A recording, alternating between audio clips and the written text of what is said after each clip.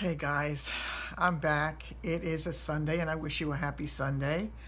And back to our regularly scheduled programming. I wish it were more of the same.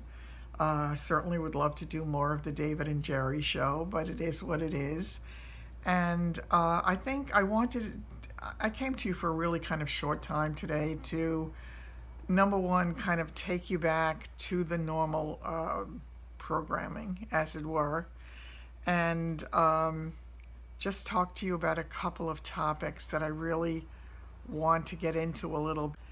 I want to talk to you about aging and the issues of aging, because I know it's something that is common to so many of us, and there is not an age cutoff for this. The issues involve so many things that can happen to people at any age and for many different reasons.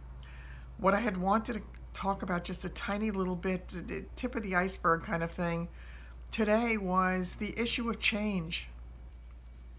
But before I get into that, I'm going to take care of a little business first. And the first thing is, because I know you always ask, today's makeup, let me show you.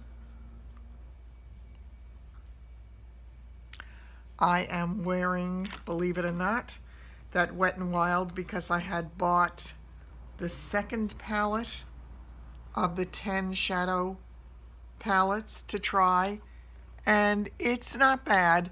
I use that solely except for the Kitten Karma of the Magnificent Metals that I put a tiny little bit in the middle just to give me that extra little pop. What I did was on the transition color, I used this, whatever this kind of toasty color is. I then used this very light color. It's looking off-white here, but it's not. That's the color. Yeah, this is a much truer representation of that color. So I did that on the lid, even doing it with my finger. Not enough of a payoff for my liking, but it was what it was. I then, on the outer part of it, I used this green. I then went into the corner with this very, very dark mossy green. And I did that also right at my lash line. On top, I put a little bit of this bluish color under the bottom lashes. And I did the very dark green in the corner again. And for my mascara today, I used the that Max Volume Plus from Wet n Wild, which of those 5 or 6, I forgot, I think it was 5 different ones that I got in that Christmas package, this was the only one I liked, and I still think it does a good job. Take a look at it, see if you can see it. I think you can kind of see. So it definitely gives me full lashes, even though some of them have been coming out.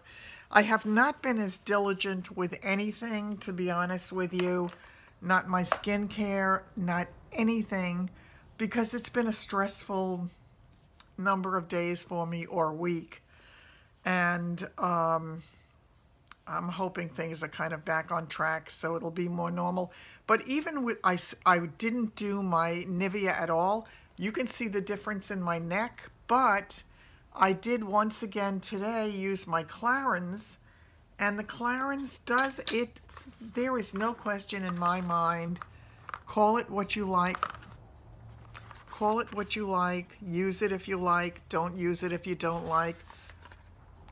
I'm very impressed with everything it's done for me. The jowls blow me away. There's no indentation anymore, blows me away. And I am using it on my neck, but I really think I need the Nivea for that as well. So all of that is good. And I have to tell you, I've got to go find my my favorite brow product again, which is that NYX. And I have got to actually physically go into a store that has it, because online I can't tell the color. And the color that I had on this, and it's down to the very end, so I can't even put it up anymore. It was a really taupey kind of color. Almost on the pencil itself, it almost looks like khaki, but it's a taupey color. And the bottom, the highlight color is a really nice light color that works well for me under the brow. I had to use something else.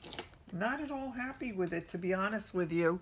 I don't seem to like anything else terribly well after using that. This one, of course, has the spoolie, and this is BDB, Billion Dollar Brows, Universal Brow Pencil. It's okay.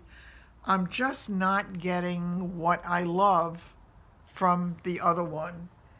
So that's it. Nothing else new with the makeup itself, the foundation, all of that. Actually, I've been using up my Mineral Wear Cushion Foundation from Physicians Formula. I'm down to the dregs on this at this point, but it still does a good job. I'm still doing my under eyes the way that I did. Not perfect. I don't know that they'll ever be perfect, but so infinitely better than they were. This whole area in here, I still have the marionette lines. They are nowhere near as deep as they were. I still have the nasolabial lines, but not as deep as they were. So I'm happy. I have no complaints about any of that. So let's get past that and now talk just a little bit today about the topic of change as we get older. There are some people who relish change in their lives. They really do. They look forward to the adventure of doing something new. And there is a lot to be said for it if you are made that way.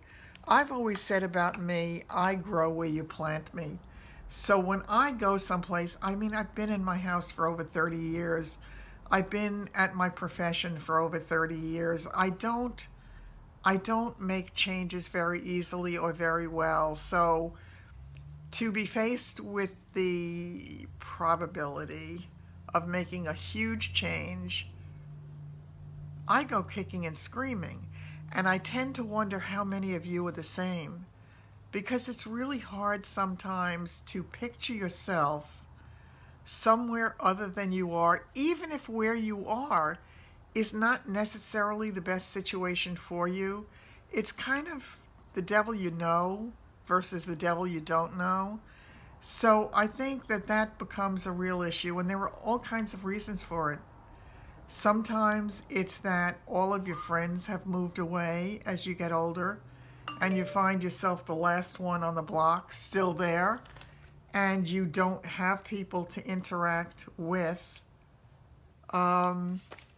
And you know, you feel the need or the stirrings of the possibility of making some kind of a change.